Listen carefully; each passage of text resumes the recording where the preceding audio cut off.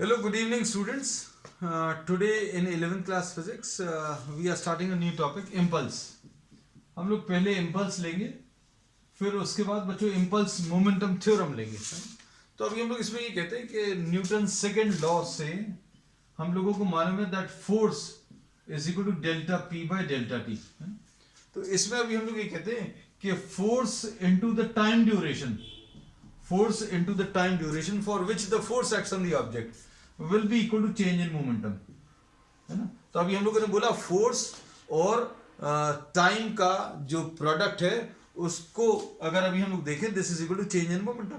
If the change in momentum is fixed, अगर change in momentum fix है तो अभी हम लोग कहते हैं कि फोर्स और टाइम को आप वेरी कर सकते हैं, फोर्स को और टाइम को आप वेरी कर सकते हैं. तो अब इसमें अभी हम लोग क्या बोलेंगे कि अगर आप फोर्स समझने की कोशिश करना बच्चों, इसमें अभी हम लोग ये कहते हैं कि अगर आप चेंज इन मोमेंटम को कांस्टेंट कर दें, सपोज सिर्फ समझने के लिए चेंज इन मोमेंटम को कांस्टेंट कर दें. अब चेंज इन मोमेंटम को अगर आपने कांस्टेंट कर दिया तो अभी हम लोग बोलेंगे फोर्स और टाइम दोनों चेंज हो सकता है. तो अब हमें suppose for example change in momentum 100 लाना है. तो ये कैसे ला सकते हैं? तो बच्चों एक तरीका ये है कि आप फोर्स 100 ले लो और टाइम को आप 1 ले लो. दूसरा तरीका क्या है बच्चों इसमें? दूसरा तरीका यह है कि आप फोर्स को 1000 ले लो और टाइम को 0.1 ले लो, है ना, तो भी आंसर 100 आएगा. And another way is what you can take force equal to 50 and time equal to 2, तो भी आंसर 100 आएगा. तो इसमें अभी हम लोग कहते हैं कि same change in momentum can be produce in 2 ways. दो तरीके से अभी हम लोग same change in momentum produce कर सकते हैं. कैसे? One is the case in which the force is large but the time is small. A very large force applied for a short time और a small force applied for longer time, जैसे suppose 20 × 5, है ना. तो अगर आप force को कम करोगे time को ज्यादा करोगे तो भी वही इफेक्ट आना चाहिए ऐसा लगता है. और फोर्स अगर ज्यादा ले लें और टाइम को कम ले लें तो चेंज इन मोमेंटम 100 आएगा, है ना. तो बच्चों इसमें फोर्स और टाइम का जो प्रोडक्ट है इसका एक स्पेशल यूज है ना. स्पेशल यूज होने के कारण अभी हम लोगों ने एक नई क्वांटिटी डिफाइन की, impulse. And impulse is what? It is the product of what? Force and time. अब इसमें लिख सकते हैं, अभी आपको अगर लिखना है, if a large force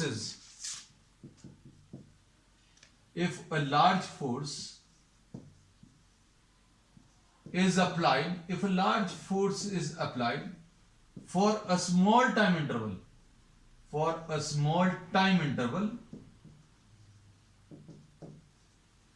then the product of force and time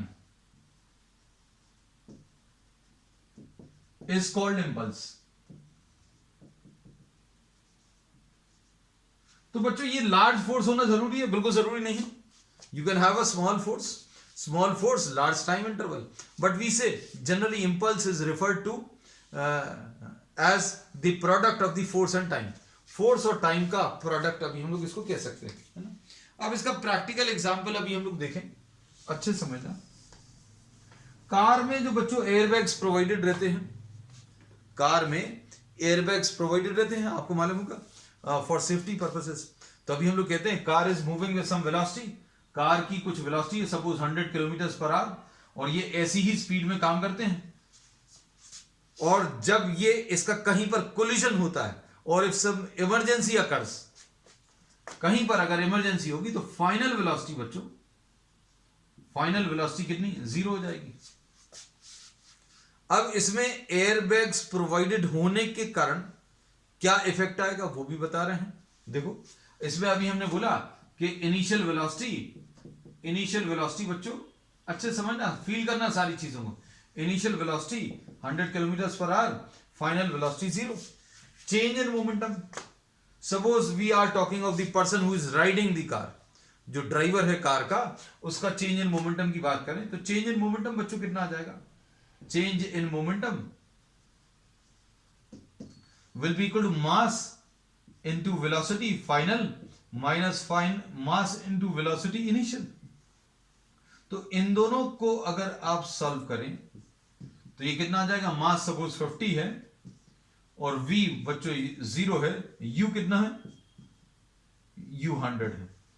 ये बच्चों अभी हम लोगों ने बोला है ये 100 किलोमीटर पर आवर है, इसको अभी हम लोग क्या करते हैं, चलो इसको थोड़ा सा चेंज कर देना है, हम कितना ले लें, approximately 33 kilometre per hour, 33 metres per second, क्योंकि अभी हम लोग नहीं चाहते इसको चेंज करें, मतलब किलोमीटर पर आवर में आपको चेंज करना पड़ता है, तो आपको कैलकुलेशंस दिखाने तो इसको 35 मीटर्स पर सेकेंड ले लेना है।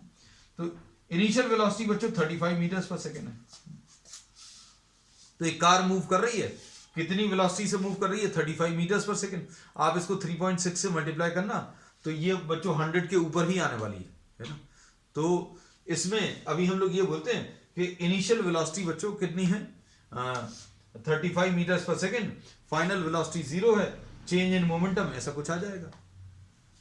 अब इसमें अभी हम लोग क्या बोलते हैं कि if the airbags are provided and the airbags are not provided, both the cases, तो अब हम लोग इसमें ये देखेंगे कि बच्चों चेंज इन मोमेंटम तो सेम आने वाला है, क्योंकि क्या हुआ, कार जिस स्पीड से चल रही थी वो तो फिक्स है, और अचानक इमरजेंसी के कारण आपने ब्रेक सप्लाई किए तो ये फाइनल वेलोसिटी भी फिक्स है। अब इसमें क्या होगा, ये चेंज इन मोमेंटम भी बच्चों फिक्स हो गया, 50 into 35, ये चेंज इन मोमेंटम फिक्स हो गया। अब if the airbags are provided and if these are not provided, what difference will this make, आई बच्चों कितना आता है, फोर्स इनटू टाइम, और ये किसके बराबर आ जाएगा, चेंज इन मोमेंटम के बराबर। अब चेंज इन मोमेंटम बच्चों फिक्स कर लिया है ना। अब एयरबैग्स अगर हैं, अगर एयरबैग्स प्रोवाइडेड हैं तो क्या होगा, ये जो चेंज इन मोमेंटम आ रहा है उसका टाइम जो है बढ़ जाएगा। टाइम बढ़ जाएगा मतलब अभी हम लोग बोलते हैं suppose the car is moving with a very fast speed and suddenly you apply the brakes, and if suddenly you apply the brakes then the time taken will be small. टाइम अगर छोटा है तो फोर्स ज्यादा आएगा, time अगर कम है तो फोर्स ज्यादा आएगा। और अगर आपने एयरबैग्स प्रोवाइड कर दिए हैं, इमरजेंसी एयरबैग्स अगर प्रोवाइड कर दिए तो टाइम उसमें ज्यादा लगेगा। इमरजेंसी एयरबैग्स अगर आपने प्रोवाइड किए तो ये जो चेंज इन मोमेंटम है, तो एयरबैग्स क्या करते हैं बच्चों, एयरबैग्स जो प्रोवाइडेड रहते हैं these provide a time delay, थोड़ा सा टाइम बढ़ा देते हैं। किस चीज का टाइम बढ़ा देते हैं, इस चेंज इन मोमेंटम का। और अगर आपने इसको इंक्रीज कर दिया, इसको इंक्रीज कर दिया तो क्या होगा, फोर्स कम आएगा। So the person who is riding और who is driving the car will feel a smaller force, उसके ऊपर जो फोर्स लगेगा वो कम लगेगा, और फोर्स अगर कम लगेगा तो उसको जो कोलिजन के कारण डैमेज होना था, गाड़ी को जो होना वो तो हो गई, but the damage which will happen to the person will decrease. क्यों, क्योंकि उसके ऊपर फोर्स कम आएगा, क्योंकि टाइम बढ़ गया। इसको बच्चों अभी हम लोग कह सकते हैं this is simply an extension of what we have studied in the second law.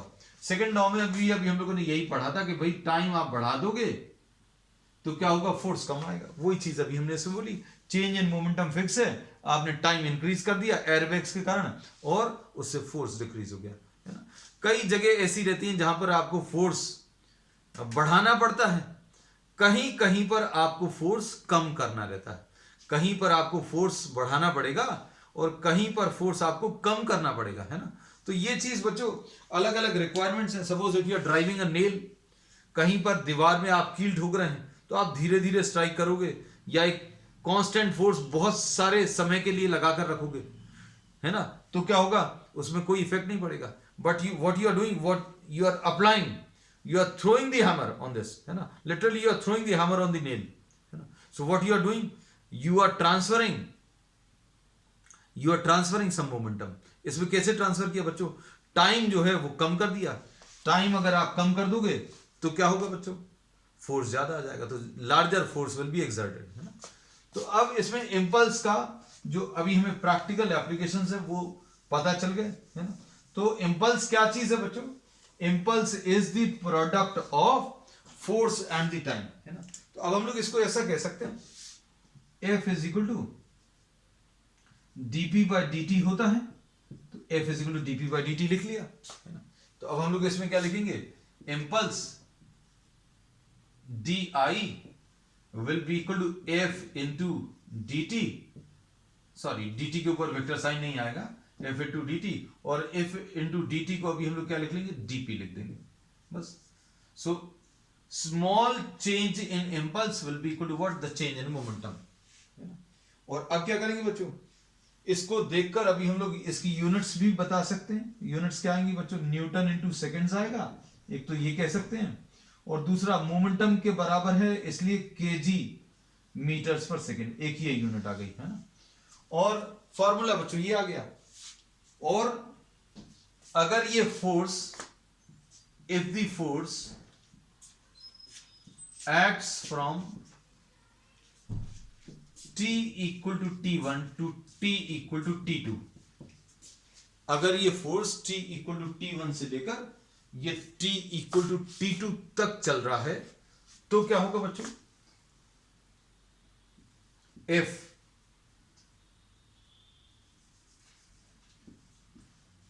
Integration of di will be equal to F into dp, sorry F into dt,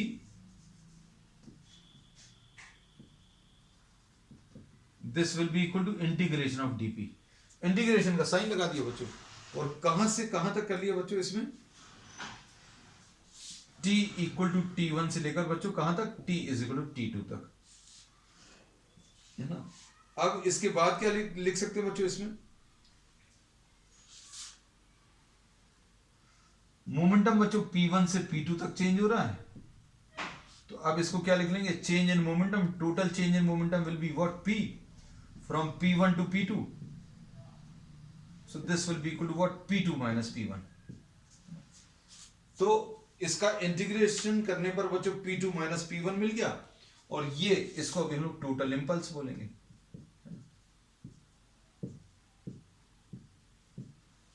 so impulse will be equal to what, impulse basically किसके बराबर आता है, change in momentum. Impulse किसके बराबर आता है, this is equal to change in momentum of the object, ठीक है। अब इसी के बेसिस पर हम लोग जो नेक्स्ट टॉपिक ले रहे हैं, impulse momentum theorem, next topic लिख लेना, इंपल्स मोमेंटम थ्योरम, है ना। तो इंपल्स क्या चीज है बच्चों, ये पता चल गया, it is what, the product of force and time.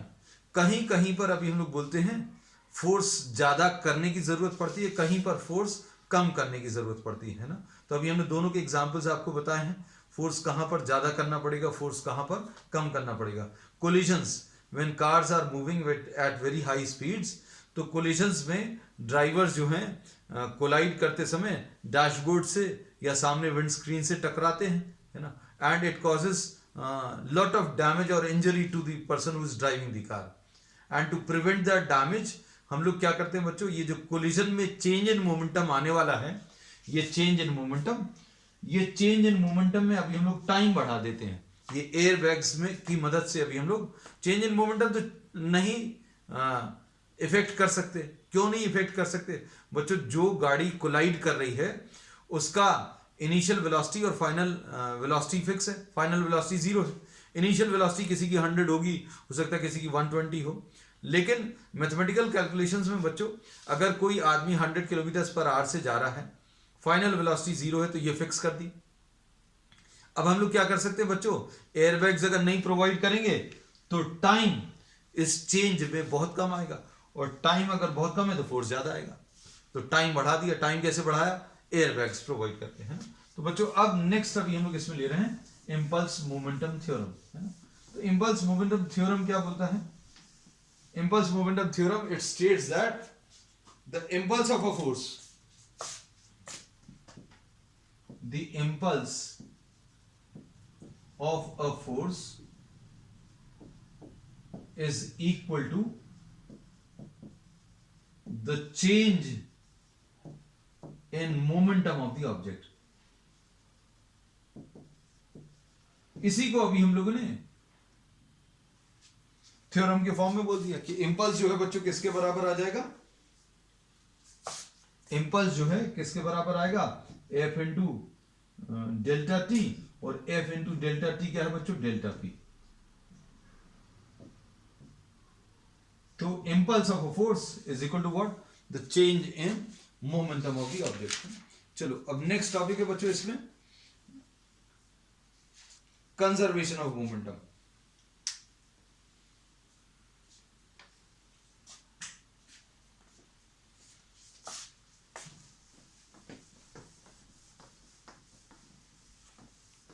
Next topic इसमें जो है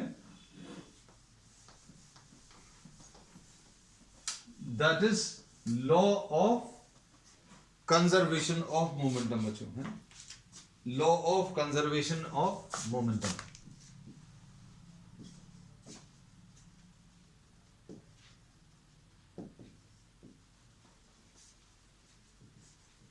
ये भी बहुत सिंपल है। इसमें अभी हम लोग ये कहते हैं इफ नो एक्सटर्नल फोर्स, इसको अभी हम लोग ऐसा कह सकते हैं from Newton second law, from Newton's second law F is equal to DP by D होता है। एफ कितना है बच्चों, डीपी बाई डी है ना। अब इसमें अभी हम लोग कहते हैं no force, if no external force acts on the system, if no external force acts on the system, तो फोर्स की वैल्यू बच्चों कितनी आ जाएगी, जीरो आ जाएगी। फोर्स की वैल्यू जीरो आ जाएगी। फोर्स की वैल्यू जीरो का मतलब क्या है बच्चों, इसको अभी हम लोग change in momentum upon time लिख सकते हैं, है ना। तो अगर फोर्स जीरो है, ध्यान से देखना, फोर्स अगर जीरो है मतलब delta P by delta T zero आ जाएगा। Delta P by delta T zero है, इसका मतलब क्या है, इसका मतलब यह है डेल्टा पी जीरो है। अगर आपने कोई फोर्स नहीं लगाया तो क्या होगा, delta P by delta T zero, delta P by delta T zero मतलब डेल्टा पी जीरो। और डेल्टा पी जीरो का मतलब क्या है बच्चों, डेल्टा पी जीरो का मतलब क्या है, चेंज इन मोमेंटम नहीं आ रहा, चेंज इन मोमेंटम जीरो है। चेंज इन मोमेंटम जीरो है मतलब मोमेंटम कांस्टेंट है। डेल्टा पी जीरो का मतलब क्या है, डेल्टा पी जीरो का मतलब क्या है, चेंज इन मोमेंटम जीरो है। चेंज इन मोमेंटम जीरो का मतलब क्या है, मोमेंटम कांस्टेंट है।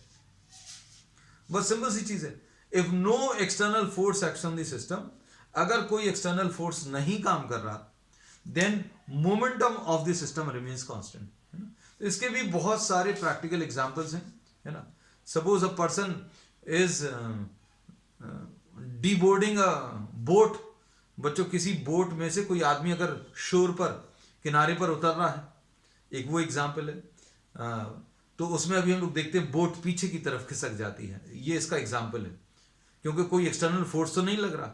हम लोगों ने क्या किया, a man was standing in a boat and suddenly he decides that he has to get outside the boat, he has to deboard the boat, boat से नीचे उतरना। तो जैसे ही वो उतरेगा तो बोट पीछे की तरफ चली जाती है। ये अभी हमने देखा एक प्रैक्टिकल एग्जाम्पल। फिर उसके बाद ये सारी चीजें अभी हम लोग डिटेल में एक्सप्लेन करेंगे, चिंता मत करो। Suppose you fire a gun, gun को फायर करते तो अभी हम लोग ये देखते हैं, बाहर से तो आपने कोई फोर्स नहीं लगाया। ये जो बुलेट है बच्चों, इस बुलेट के ऊपर आपने कहीं बाहर से कोई ऐसा फोर्स लगाया कि आपने फोर्स लगाया और उसको कुछ वेलोसिटी दे दी, अंदर ही कुछ मैकेनिज्म डेवलप हुआ, है ना। आपने जो फोर्स लगाया था, आपने सिर्फ ऐसा एक ट्रिगर दबाया। तो is this force sufficient enough to give the bullet such a large velocity? कुछ इतनी ज्यादा वेलोसिटी देने की ताकत रखती है क्या आपकी फिंगर? आपने थोड़ा सा इसमें फोर्स लगा, अगर आपको इस चीज पर इस चीज को वेरीफाई करना है, just try to apply the same amount of force on this, will this move with the same velocity? तो नहीं, कुछ नहीं। तो अब हम लोग इसमें कहते हैं कुछ मैकेनिज्म है उसके अंदर, बाहर से आपने कोई फोर्स नहीं लगाया, बाहर से no external force is applied, but what happens, the bullet leaves the gun and the gun moves in backward direction, पीछे की तरफ, है ना। तो मोमेंटम ऑफ द सिस्टम इसमें भी कांस्टेंट रहता है। तो ऐसे बहुत सारे एग्जांपल्स हैं बच्चों। एक्सप्लोजन ऑफ अ बॉम्ब में आपने इग्नाइट किया तो बहुत सारे पोर्शंस उसके होके, बहुत सारे पार्ट्स उसके डिसइंटीग्रेट होकर अलग अलग डायरेक्शन में मूव करते हैं। इसमें भी law of conservation of momentum लगता है। कैसे लगेगा ये अब हम लोग इसमें आगे एक्सप्लेन करेंगे, है ना। So there are many practical examples. But जो फिजिक्स अभी जो है, it is all about feeling every concept. जैसे अभी मैंने पिछला कॉन्सेप्ट बताया था, अब इस कॉन्सेप्ट में भी अभी हम आपको फील कराएंगे कि मोमेंटम कैसे कांस्टेंट रहता है ना। अब देखो, suppose you are having what a system of, ये तो अभी हमने एक जनरलाइज रिलेशन दिया। Now suppose you are having what a system of n particles. Consider a system of n particles of masses, sorry, of momentum ले लेते हैं direct. momentum p1 p2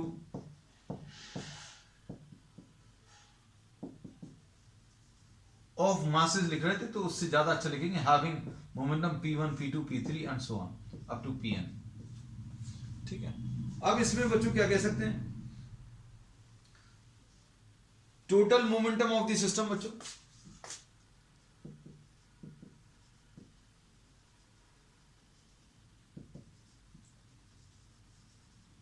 ये P will be equal to what, P1 plus P2 plus P3 and so on up to Pn, ऐसा कुछ लिख सकते हैं।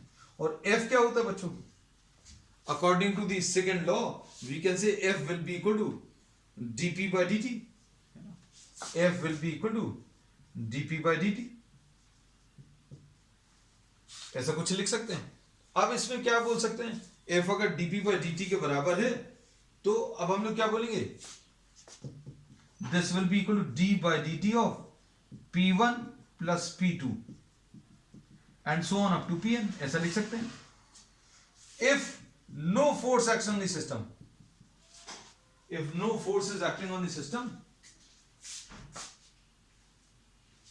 Force अगर जीरो है बच्चों, फोर्स अगर जीरो है तो क्या लिख सकते हैं, d by dt of p1 plus p2 plus p3 and so on up to pn। ये इसका डेरिवेटिव किसके बराबर था, फोर्स के बराबर। और फोर्स कितना है बच्चों, फोर्स जीरो है। तो क्या बोलेंगे बच्चों, इसका derivative with respect to time zero आ रहा है। इसका मतलब क्या है, कैलकुलस में अभी हम लोगों को मालूम है किस चीज का डेरिवेटिव जीरो होता है बच्चों, तो अब हम लोग इसमें ये बोलेंगे P1 प्लस P2, ये सारे मिलकर बच्चों कैसा रहेंगे, कांस्टेंट रहेंगे। तो अब हम लोगों ने फिर से यही बोला, if no external force acts on the system, then momentum of the system remains constant। ये तो अभी हमने एक सिंगल ऑब्जेक्ट के लिए निकाला था।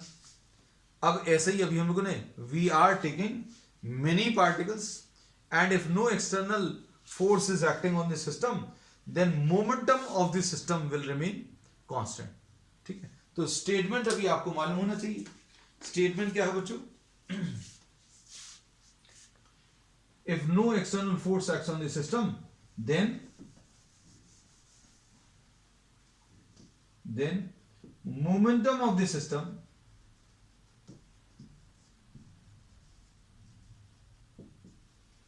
remains constant।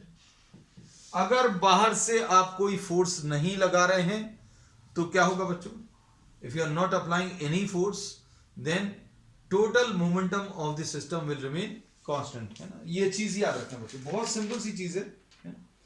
अब इसके बाद इसमें अब हम एक कॉन्सेप्ट और ले ले रहे, फिर उसके बाद बच्चों एग्जांपल्स ले लेंगे।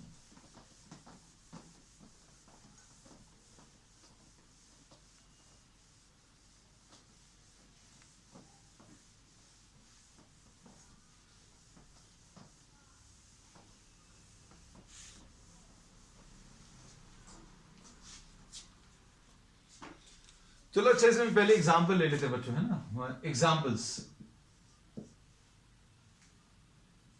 recoil of a gun. Recoil of a gun. इसको अब अच्छे से समझना. Suppose you are having a gun. Diagram आप ज्यादा अच्छे से बना लोगे.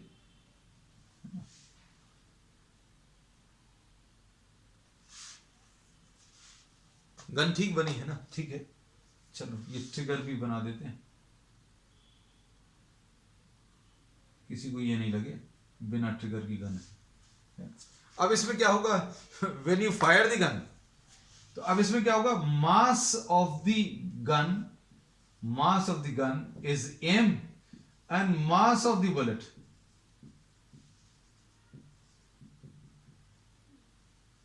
Is small m.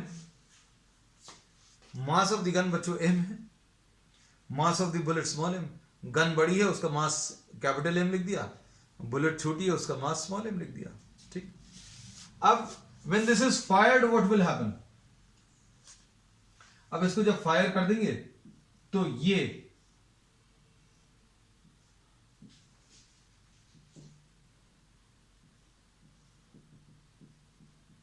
बुलेट जो है, this will be moving with a velocity v. ये m जो मास है, ये v वेलोसिटी से मूव करेगा.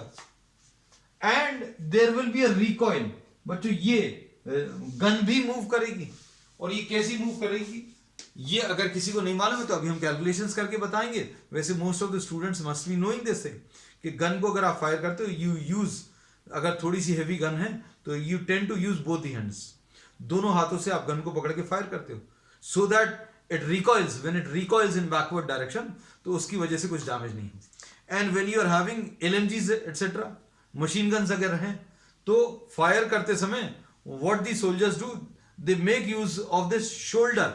सोल्जर्स जो हैं, सैनिक, वो अपने शोल्डर का, अपने कंधे का इस्तेमाल करते हैं, यहां पर रखकर फिर फायर करते हैं. क्योंकि बुलेट आगे जाएगी, गन पीछे की तरफ आएगी, और उसकी वजह से कुछ डैमेज नहीं हो, तो ये वाला पोर्शन जो है वो स्ट्रॉन्ग इनफ है to carry the recoil of the gun. अब ये रिकॉइल क्यों करती है, ये अभी हम लोग इसमें समझ सकते हैं. अब इसमें देखो, जब इसको फायर नहीं किया था, when the bullet was not fired, bullet was not fired, bullet को फायर नहीं किया था, तो क्या बोल सकते थे? Momentum of the system. Momentum of the system, momentum of the system बच्चों क्या आ जाएगा? Momentum of the system will be equal to momentum of the gun plus momentum of the bullet. अब मोमेंटम ऑफ द गन कितना आ जाएगा बच्चों? Gun का मास m है और उसकी वेलोसिटी 0 है. भैया गन तो नहीं चल रही थी, और जब फायर नहीं किया तो बुलेट भी नहीं चल रही थी, तो बच्चों मोमेंटम ऑफ द बुलेट कितना आ जाएगा? m into 0. मतलब बुलेट भी रेस्ट पर थी और गन भी रेस्ट पर थी. ये कब की बात है? when this was not fired. ठीक है. अब after firing what happens? After firing momentum constant रहेगा, क्योंकि आपने कुछ फोर्स तो लगाया नहीं. अब मोमेंटम कांस्टेंट रहेगा, मतलब 0 था, 0 ही रहेगा. अब इसमें क्या दिख रहा है लेकिन आपको, कि भाई इसके पास तो कुछ मोमेंटम आ गया, आपने बोला 0 है. तो अब हम लोग इसमें ये बोलते हैं कि ऐसा तो है नहीं कि फायर करने के बाद बुलेट की वेलोसिटी 0 होगी, तो ऐसा नहीं है. Momentum of the bullet, momentum of the system after firing कैसा हो जाएगा बच्चों? Momentum of the system before firing. बिल्कुल क्लियरली लिख लिया. Momentum of the system after firing, firing के बाद क्या होगा बच्चों? मास इसका m है और इसकी वेलोसिटी v है. फिर इसका मास बच्चों कैपिटल M है और इसकी वेलोसिटी कैपिटल V है। किसकी वेलोसिटी? गन की वेलोसिटी, है ना। तो इसकी वेलोसिटी V, इसकी वेलोसिटी स्मॉल v। देखो दोनों में डिफरेंस देखना, हमारा स्मॉल v थोड़ा सा ऐसा डिजाइन वाला है, कैपिटल V ऐसा है, थोड़ा बड़ा बना है। Momentum of the system after firing, small m mass of the bullet, small v velocity of the bullet, capital M mass of the gun, and capital V what? The velocity of the gun. और अगर किसी को दिक्कत जाती है तो बहुत ज्यादा अच्छी बात क्या है, आप B और B, G और G भी लगा सकते हैं, लेकिन हमें ज्यादा ऐसा लगता है कि इसकी जरूरत नहीं है। अगर किसी को ऐसा लगता है तो आप ले सकते हो। इनमें वेक्टर साइन लगा दिए। अब ये कंजर्वेशन ऑफ मोमेंटम क्या बोलता है? Law of conservation of momentum ये कहता है कि अगर आपने कोई एक्सटर्नल फोर्स नहीं लगाया, if you are not applying any external force, then momentum of the system will remain constant. भैया जितना पहले था उतना ही बाद में होगा। मतलब क्या है, कितना था पहले? 0, बाद में कितना हो गया? m into V plus capital M into capital V। अब इससे क्या पता चलेगा बच्चों? Capital M into capital V M into V के बराबर आ जाएगा, माइनस साइन के साथ। अब इसका मतलब क्या है? इसका मतलब यह है capital V will be equal to minus M into V upon capital M। ये बहुत इंपॉर्टेंट रिलेशन। इससे क्या पता चला? वेलोसिटी ऑफ द गन और वेलोसिटी ऑफ द बुलेट, इनके बीच में एक माइनस साइन लगा है। किसके बीच में? वेलोसिटी ऑफ द बुलेट और वेलोसिटी ऑफ द गन के बीच में। अगर आपको ये रिलेशंस अच्छे लगते हैं बच्चों, तो अभी हम इसको लगा दे रहे हैं। कुछ बच्चों को कंफ्यूजन नहीं होना चाहिए। Velocity of the gun will be mass of the bullet into velocity of the bullet। अब देखो velocity of the bullet और velocity of the gun के बीच में माइनस साइन आया।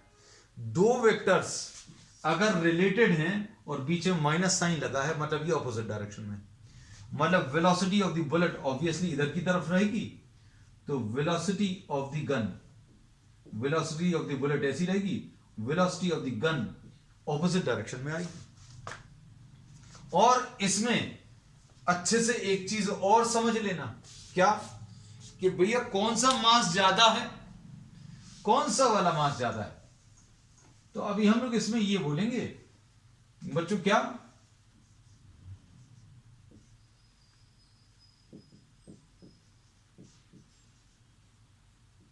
मास ऑफ द गन ज्यादा है, ये ज्यादा है, ये कम है,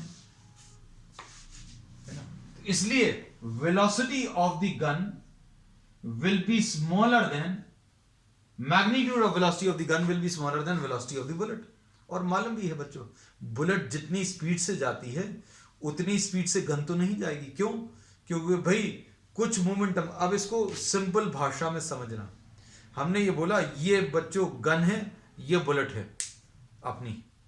अब ऐसे ही एग्जाम्पल दे सकते हैं बच्चों, हमारे पास गन तो है नहीं अभी, इसमें सिस्टम रेस्ट पर है ना। अभी आपने फायर नहीं किया तो इसका मोमेंटम कितना है बच्चों? इसका मोमेंटम 0 है। किसका मोमेंटम 0 है? गन का मोमेंटम।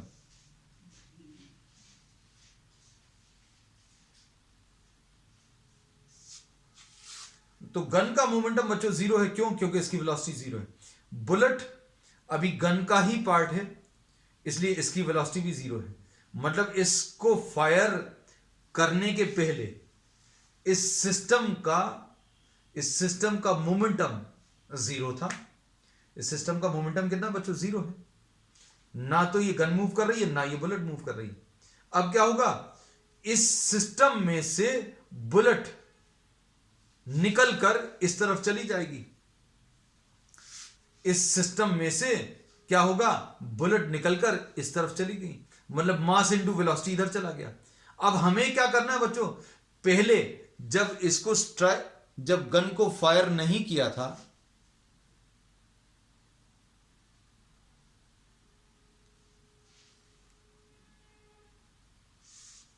जब आपने गन को फायर नहीं किया था तो इसका सिस्टम का जो मोमेंटम है वो जीरो था, बाद में भी जीरो होगा। मतलब अगर कुछ हिस्सा मास इनटू वेलोसिटी लेकर इधर चला गया तो ऑब्वियसली जीरो बनाने के लिए कुछ मास इनटू वेलोसिटी ऐसा जाएगा।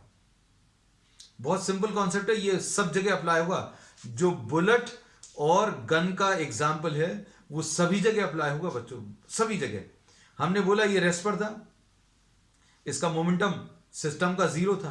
अब क्या हुआ, कुछ मास इनटू वेलोसिटी लेकर ये बुलेट इधर चली गई तो क्या होगा, गन को ये मास इनटू वेलोसिटी लेकर मोमेंटम इधर चला गया। अब जीरो रखना है, अब ये मास इनटू वेलोसिटी लेकर अगर इधर चला गया तो क्या होगा, इसको ये कुछ मास इनटू वेलोसिटी लेकर इधर चला जाएगा। इधर वाला मोमेंटम और इधर वाला मोमेंटम दोनों एक दूसरे को कैंसिल कर देंगे। कैंसिल क्यों कर देंगे, क्योंकि पहले जब फायर नहीं किया था तो जीरो था, बाद में भी जीरो होगा। बाद में जीरो ऐसे में हो सकता है क्या कि बुलेट भी इधर चली जाए और ये गन भी इधर चली जाए, मोमेंटम जीरो नहीं होगा। मास इनटू वेलोसिटी अगर इधर चला गया तो मास इनटू वेलोसिटी इधर आएगा। ये वाला मोमेंटम को कैंसिल करने के लिए ये वाला मोमेंटम रहेगा। अब इसका मास कम है इसलिए इसकी वेलोसिटी ज्यादा रहेगी, मास इनटू वेलोसिटी। मास कम ज्यादा वेलोसिटी से मल्टीप्लाई होगा, और यहां पर क्या है, मास ज्यादा है तो कम वेलोसिटी, तो रिकॉइल वेलोसिटी ऑफ गन जो है बच्चों कम रहेगी। और ये जो सिस्टम अभी हमने आपको बताया ये फिजिकली, इसको दिमाग में बैठा लेना। हम लोग बोलेंगे अगर कुछ मोमेंटम ऐसा गया तो कुछ मोमेंटम ऐसा जाएगा ही। बोट में सोच कर देखो, बोट में ये आदमी रेस्ट पर है, ये बोट है, तो मोमेंटम सिस्टम का कितना है, जीरो। आदमी बोट में से बाहर निकलकर ऐसा गया तो क्या होगा बोट को, बोट ऐसी कुछ चली जाएगी, है ना। तो अभी हम लोग बोलते हैं सभी चीजों में बच्चों ये चीज अप्लाई होती है।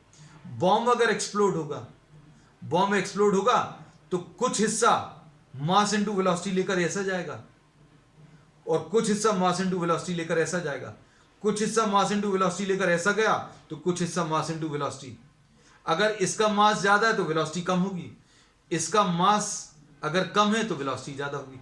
ऐसा कुछ डायरेक्शन, इसमें मास इनटू वेलोसिटी, ऐसा कुछ मास इनटू वेलोसिटी, है ना। बिल्कुल सेम चीज बच्चों सभी जगह। ये जो अभी हमने recoil velocity of the gun का एग्जांपल लिया है, ये सभी जगह जहां पर एक्सटर्नल फोर्स जीरो है, जहां पर भी एक्सटर्नल फोर्स जीरो है, सभी जगह ये प्रिंसिपल अप्लाई होगा, है ना। Will be discussing some more examples in the next class. और अभी हम लोग नेक्स्ट क्लास में proof of conservation of momentum, law of conservation of momentum करने वाले हैं फिर से, लेकिन अब हम लोग न्यूटन्स लॉ की मदद से करेंगे, न्यूटन्स थर्ड लॉ की मदद से। इनफैक्ट न्यूटन सेकंड लॉ से तो अभी हम लोग कर चुके हैं, न्यूटन्स थर्ड लॉ की मदद से अभी हम लोग इसको नेक्स्ट टर्न पर डिस्कस करेंगे along with some more examples, है ना। तो आज के लिए इतना ही। We will continue with the same topic on the next turn. That's all for today.